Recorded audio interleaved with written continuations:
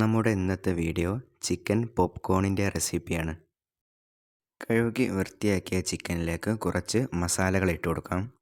മുളക് പൊടി, കുരുമുളക് പൊടി, ആവശ്യത്തിനുള്ള ഉപ്പ്, ചതച്ച വെളുത്തുള്ളിയും ചേർത്ത് ചിക്കനിലേക്ക് മസാല പുരട്ടി കൊടുക്കുക.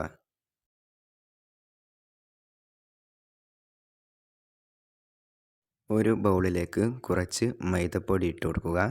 അതിനുശേഷം മുളക് പൊടി, കുരുമുളക് പൊടി, ആവശ്യത്തിനുള്ള ഉപ്പ്, കുറച്ച് വെള്ളവും ഒഴിച്ച് ഇതുപോലൊരു ബാറ്ററാക്കി എടുക്കുക.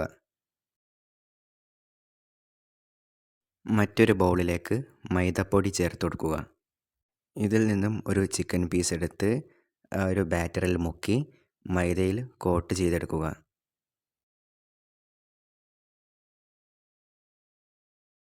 ഇനി ചൂടായ എണ്ണയിലേക്ക് ഇതുപോലെ ഓരോന്നും ഇട്ട് കൊടുക്കുക.